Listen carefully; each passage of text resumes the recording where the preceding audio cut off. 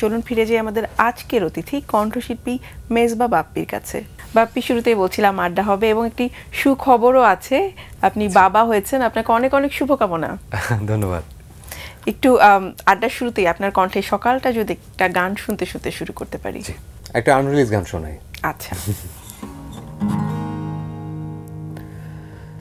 তোমায় দেখে আমার মাঝে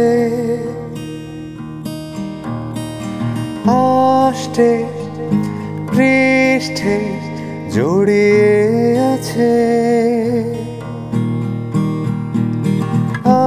আমায় নিয়ে বাঁচতে শেখো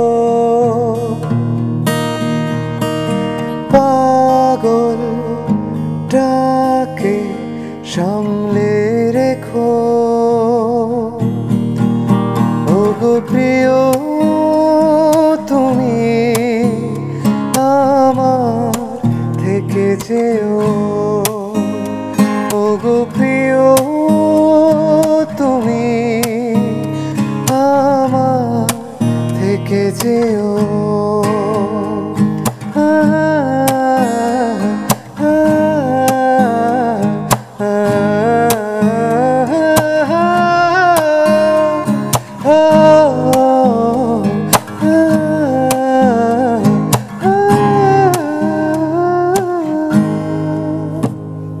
চমৎকার। গতকালই তো চলে গেল বাবা দিবস এবং আপনি সম্প্রতি বাবাও হয়েছেন। কেমন অনুভূতি, কিভাবে আপনি আসলে পালন করলেন এই বাবা দিবস? বাবা হওয়ার পর বুঝলাম আসলে যে বাবাদের ভালোবাসা কেমন হয়, সেই সাথে দায়িত্ববোধের জায়গা তো থাকেই, তো আনন্দটা আসলে অন্যরকম। ব্যস্ততার কারণে তো আপনাকে বাইরে অনেক ছোটাছুটি করতে হয়, তো বাবা হওয়ার পর আসলে বাইরে যেতে কতটা ইচ্ছা করে? একেবারে ইচ্ছে করে না। আচ্ছা, বর্তমান সময়ের ব্যস্ততা কি নিয়ে ব্যস্ত সময় কাটছে? বাচ্চাকে নিয়ে। আচ্ছা। তো সবকিছু তাকে ঘিরেই। যেমন আমি এখন গান আলাদা করে বসে যে প্র্যাকটিস করব সেই সময়টা হয় না। যেমন আমার বাচ্চার সাথে থাকতে ভীষণ ভালো লাগে, তো দেখা যায় যে ওর দিকে তাকিয়ে ওকেই গান শোনাচ্ছি। আচ্ছা। এরকম হয়।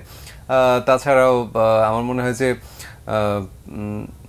প্রত্যেকটা নারী যখন মা হয়, তো তারপর আসলে মা হবার পর তার বেশ কিছু মানে তার জন্য একটা মেন্টাল সাপোর্ট আসলে খুব জরুরি একজন হাজব্যান্ডের।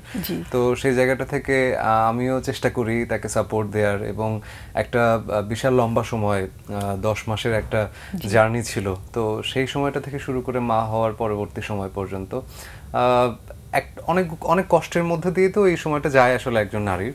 তো আমি চেষ্টা করি যে চেষ্টা করছি এখন যে তাকে একটু রেস্ট দিয়ে একটু তাকে সাপোর্ট দেওয়ার জন্য। তো এটা নিয়ে যাচ্ছে, এটার পাশাপাশি যেহেতু গান ভালোবাসি, গান করি, প্রফেশনালি গাই, তো সেই জায়গাটা থেকে গানের কাজও চলছে।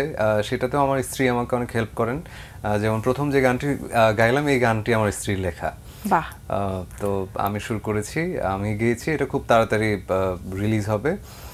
আর বাইরে শোজ, স্টেজ শোজগুলো চলছে। একটি গান সুর করা এবং আপনি বললেন আপনার স্ত্রীর লেখা, তো পুরো একটি গান তৈরির ক্ষেত্রে এবং তা শ্রোতাদের সামনে উপস্থাপনের ক্ষেত্রে কতদিন সময় আপনি নেন? আমি একটু নিজেও মাঝে মাঝে লেখার চেষ্টা করি। তো কোনো একটা গান আমি স্থায়ী লিখে রেখেছি 2 বছর আগে, সেটা আসলে কমপ্লিট করতে পারিনি এখনো। আচ্ছা। তো আবার কোনো গান আছে যেটা 10 মিনিট আমি লিখে ফেললাম। ঠিক সুরের ক্ষেত্রেও তাই, সুরটাও হয়তো অনেক দিন ধরে হয়। আমার ক্ষেত্রে সবচেয়ে বেশি যেটা হয় যে সুরটা আমি হুট করে বসলাম এখন সুর করে ফেলতে হবে, সেটা আসলে হয়ে ওঠে না। আচ্ছা। তো এটা আমি এর আগে অনেক অনেক কিংবদন্তি মানুষদের কাছ থেকে এই সেন্টেন্সটা শুনেছি যে এগুলো আসলে ঐশ্বরিক হয়, তো নাজিল হয়, তো নাজিল হওয়ার ব্যাপারটা থাকে আসলে। তো আমার কাছে মনে হয় গানের কথা সুর ভালো হলে সেটা আসলে খুব বেশি হয়তো সময় লাগে না, কিন্তু আমার মনে হয় একটু সময় নিয়েই করা উচিত। একটা গান শুনেন, কথা, সুর বা গায়কী, কোন বিষয়টা আপনাকে সবচেয়ে প্রথমে টানে? প্রত্যেকটাই আসলে গুরুত্বপূর্ণ। একটা গানের কথা ভালো হলে সেটার সুরও ভালো হয়, কথা সুর দুটো ভালো হলে একজন সঙ্গীত শিল্পী যখন ভালোবেসে গায় তখন সেই গানটা আসলে সুন্দর হয়। কিন্তু তারপরে আমার কাছে মনে হয় যে যেহেতু একটা গান তৈরির শুরুতেই গানটা লিখতে হয়, তো আমার কাছে মনে হয় গানের কথাটা আসলে খুব বেশি ইম্পর্টেন্ট। এবং আমি নিজে খুব লিরিক্যাল পারসন, আমি ছোটবেলা থেকে যাদের গান শুনে বড় হয়েছি, সলিল চৌধুরী, কবির সুমন, অঞ্জন দত্ত, তো তাদের গানগুলো ঠিক ওরকম কথা নির্ভর গান ছিল। তো আমি কথা নির্ভর গান পছন্দ করি। রিয়েলিটি শো থেকে আপনার আসলে যাত্রা শুরু হয়েছে, যদিও আপনি সঙ্গীত নিয়ে আসলে যাত্রা শুরু করেছেন অনেক আগেই। একজন পরিপূর্ণ শিল্পী তৈরির ক্ষেত্রে রিয়েলিটি শোগুলো বা এই আয়োজনগুলো কতখানি ভূমিকা রাখে বলে আপনি মনে করেন? অত্যন্ত গুরুত্বপূর্ণ ভূমিকা পালন করে, ঠিক সেরকমই আবার কিছু ক্ষেত্রে অনেক নেগেটিভ ইফেক্টও পড়ে আমার কাছে মনে হয়। যেমন হচ্ছে অনেকের ক্ষেত্রে যেটা হয় যে অনেক পরিশ্রমের পর যখন একজন মানে অনেক বছরের জার্নি, সে ছোটবেলা থেকে শিখে এসে একেবারে শুদ্ধ সঙ্গীত চর্চা করে, তো তাদের একটা সুন্দর প্ল্যাটফর্ম দরকার হয় আসলে। কারণ এখনকার সময়ে এসে একজন, আগেকার সময় যেটা ছিল যে একজন গায়ক শুধু চর্চা করবেন, তার গাওয়ার জায়গাটা সেটার জন্য অনেক মাধ্যম রয়েছে, সুরকার, মিউজিক ডিরেক্টর, মিউজিক ডিস্ট্রিবিউটর কোম্পানিগুলো। এখন আসলে আমার কাছে মনে হয় যে একজন আর্টিস্টের নিজেরই সবকিছু করতে হয়। যেমন একজন সঙ্গীত শিল্পীর মার্কেটিংটাও বুঝতে হয়, প্রমোশনটাও বুঝতে হয়।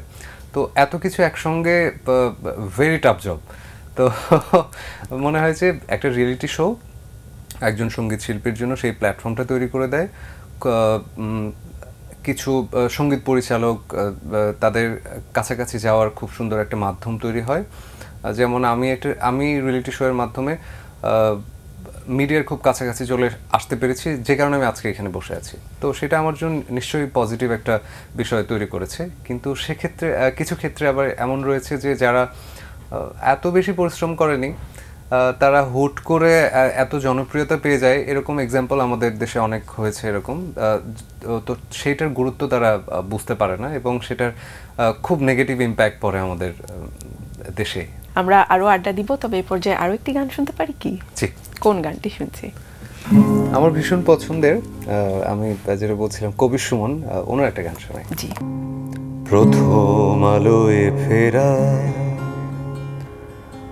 আধার পেরিয়ে এসে আমি অচেনা নদীর স্রোতে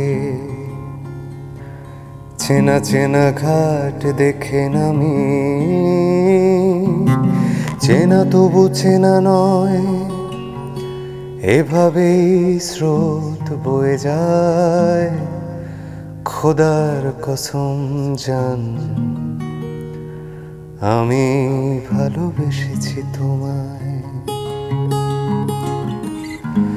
ফড়িংয়ের উড়ে যাওয়া ডানায় রং ধনুর নীল, জন্মে জন্মে দেখা দুপুর আকাশে একা চিল, তারই মতো ভেসে যাওয়া চুপিসারে দুখানি ডানায়। খোদার কসম জান, আমি ভালোবেসেছি তোমায়। একজন তরুণ শিল্পী হিসেবে আপনি আসলে কি ধরনের চ্যালেঞ্জ ফেস করছেন? অনেক সময় কাজের ব্যস্ততার কারণে হয়তো দু একদিন একটু রেয়াজ না করলে তার পরের দিন গিয়ে মনে হয় গাইতে পারছি না। আচ্ছা। তো সেই চ্যালেঞ্জটা প্রত্যেক দিনই একজন শিল্পীর নিজের সাথে থাকে। তারপর আমার কাছে এখন যেটা মনে হয়, এত কিছু আসলে, সঙ্গীতটা তো একেবারে অনুভূতির একদম গভীরের একটা জায়গা, ভালোবাসার। তো সেখানে আসলে আমার কাছে মনে হয় এইসব চ্যালেঞ্জ কিংবা প্রতিযোগিতা এসব আসলে হয় না। আমার কাছে মনে হয় যে ভালোবেসে গান গেয়ে যাব। আমার যদি একজন শ্রোতা থাকে আমার গান পছন্দ করেন, আমি সেই দিন পর্যন্ত গান গেয়ে যাব। সবচেয়ে অনুপ্রেরণা কে বেশি দিয়েছেন আপনাকে? অনুপ্রেরণার জায়গাটা মাই ছিল। যেমন আমি ছোটবেলায় যে কোনো নতুন গান তুললে আমি প্রথমে আগে মাকে শোনাতাম। মা হয়তো অনেক কাজ করছেন, রান্নাঘরে রান্না করছেন, আমি রান্নাঘরের দরজায় দাঁড়িয়ে তাকে গান শোনাচ্ছি, এরকম হয়েছে। তো একটা বড় সময়, যেমন আমার গানের শুরুটাও হয়েছিল আসলে মায়ের জন্যই। একটু আগে বললেন যে আপনি আসলে প্রতিযোগী মনোভাব বা ওই বিষয়গুলো নিয়ে ভাবেন না, অনেক সুন্দর একটা চিন্তাধারা, কিন্তু সমসাময়িক যারা কাজ করছেন আপনার সাথে, তাদের ক্ষেত্রে আসলে এই ধরনের মন মানসিকতা আপনি কতটা দেখতে পান? প্রত্যেকের তো কাজ করার একটা ধরন রয়েছে, তাদের একটা পরিকল্পনা রয়েছে, তারা তাদের পরিকল্পনা অনুযায়ী কাজ করছে। আমার সমসাময়িক যারা গান করছে, আমার সবার গানই ভীষণ ভালো লাগে এবং সবাই ভীষণ ডেডিকেটেড যার যার জায়গা থেকে। তো আমিও আমার কাজটা করে যেতে চাই, তারা তাদের মতো করছেন, আমি আমার মতো করে করতে চাই, লিখতে চাই, সুর করতে চাই, গান বানাতে চাই। দীর্ঘদিন ধরে টিকে থাকা এবং জনপ্রিয় হয়ে যাওয়া এবং কিছুদিন পর হারিয়ে যাওয়া দুটো সম্পূর্ণ ভিন্ন বিষয়। কেন ঘটে বলে আপনি মনে করেন এরকমটা? হারিয়ে যাওয়ার ব্যাপারটা তো আমরা এটা হচ্ছে একটা স্ট্যান্ডার্ড ক্রিয়েট হয়েছে বিগত সময়ে, তো সেটার কারণে আমরা ভাবছি যে হয়তো গান আসছে এবং হারিয়ে যাচ্ছে। যেমন আমাদের দেশে আসলে প্রফেশনালি মিউজিক করার মতো সিচুয়েশন বা অবস্থা সেটা আসলে খুব বেশি স্ট্রং নয়। যেমন এখানে বেশ কয়েকটা মাধ্যম রয়েছে, যেমন যারা মঞ্চে রেগুলার তারা হয়তো অডিও ইন্ডাস্ট্রিতে রেগুলার নয়, আবার যারা অডিওতে রেগুলার তারা হয়তো শো পাচ্ছেন না, আবার কাউকে বারবার তাদেরকেই টিভিতে দেখা যাচ্ছে আর কাউকে দেখা যাচ্ছে না। আবার একটা শ্রেণী আছে যারা শুধুমাত্র ফেসবুক কিংবা ইনস্টাগ্রাম এগুলোতে করছে। এখনকার একটা বিষয় রয়েছে যে মিউজিক ভিডিও, তো মিউজিক ভিডিওতে একটা গল্প আমরা বানিয়ে মানুষের সামনে প্রেজেন্ট করি। তো গান তো একটা দেখার বিষয় রয়েছে, কিন্তু তারপরে আমার মনে হয় যে আমরা যখন গান শুনেছি তখন সেই গানগুলো শুনে শুনে আমি নিজের জায়গা থেকে ভেবেছি এবং আমি চোখ বন্ধ করে নিজের একটা ওরকম ভিজুয়ালাইজেশন ক্রিয়েট করেছি। তো এখন যদি আমরা একটা গল্প বানিয়ে সবার সামনে দিয়ে দিই, ওখানে নিজের ভাবনার আর কোনো জায়গা থাকে না, তো তখন গানটা মনেও রাখতে পারে না কেউ। তো আমার মনে হয় গানের কথাতেও আরেকটু জোর দেওয়া উচিত। আগে যারা গান লিখতেন তাদের ক্ষেত্রে যেটা হতো, তারা অনেক পড়াশোনা করতেন, অনেক ভাবতেন, সেই সময়টা ছিল তাদের, সুর করতেন এবং কম্পোজার হতেন। যারা কম্পোজার ছিলেন তারা অনেকদিন ধরে, এবং প্রত্যেকটা গীতিকার, সুরকার, কণ্ঠশিল্পী যিনি গাবেন তাদের মধ্যে একটা সুন্দর বন্ডিং ছিল। এখন যেটা হয়, গীতিকার অনলাইনে পাঠিয়ে দিচ্ছেন, সুরকার সুর করছেন, সিঙ্গার এসে গাচ্ছেন। এবং এরকম আমি অনেক শুনেছি, গান গাওয়ার সময় উনি বলছেন যে সম্ভবত এই গানটি সুর করেছেন উনি, যদি আমার ভুল না হয় গানটি লিখেছেন উনি। এটা হওয়া উচিত নয়। গানটার স্রষ্টা যারা তাদেরকে মনে রাখা উচিত। এবং এই কারণে যারা গান করছেন অবশ্যই একজন গীতিকার, সুরকার, গীতিকার কোন জায়গা থেকে গান লিখছেন, সুরকার কোন জায়গা থেকে সুর করছেন সেটা জেনে গান গাওয়া উচিত। অনেক অনেক শুভকামনা রইল আপনার জন্য। আপনার কণ্ঠে একটি গান শুনতে শুনতে আমরা আয়োজন আজ শেষ করব, তবে তার আগে আমি দর্শকদের কাছ থেকে বিদায় নিয়ে আসি। প্রিয় দর্শক, এতক্ষণ কথা হচ্ছিল অতিথির সাথে, এবারে সময় হলো বিদায় নেবার। আমাদের অনুষ্ঠান সম্পর্কে আপনার যে কোনো মতামত ও পরামর্শ জানাতে লিখুন এই ঠিকানায়। প্রযোজক দিন প্রতিদিন, Bangla vision new tower, 110 Bir Uttam, CR Dutta road, Dhaka 1205, phone 96320330 থেকে 4 পর্যন্ত। আমাদের ইমেল অ্যাড্রেস dinprotidin@banglavision.tv। স্পেনীয় ঔপন্যাসিক মিগুয়েল দ্য সার্ভেন্তেসের একটি উক্তি বলে বিদায় নেব আজ। তিনি বলেছেন, একজন ভালো চিত্রকর প্রকৃতির অনুকরণ করে আর খারাপ চিত্রকর এটিকে দমন করে। প্রিয় দর্শক, সবাই ভালো থাকুন, সুস্থ ও সুন্দর থাকুন। আজকে সারাটা দিন সবার জন্য শুভ ও কল্যাণময় হোক। গান যদিও এখন সকাল, কিন্তু আমার ভীষণ পছন্দের আমাদের অনুপম রয়, ওনার একটা খুব জনপ্রিয় গান হ্যামলক সোসাইটি সিনেমা থেকে, এখন অনেক রাত।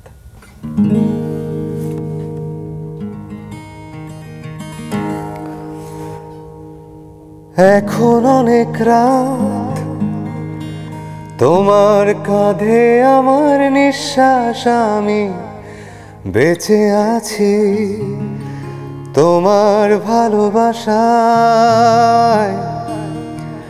ভালোবাসায়। এখন অনেক রাত, তোমার কাঁধে আমার নিঃশ্বাস, আমি বেঁচে আছি তোমার ভালোবাসায়। ছুঁয়ে দিলে হাত আমার বৃদ্ধ বুকে, তোমার মাথা, তোমার ভালোবাসায়, ভালোবাসায়।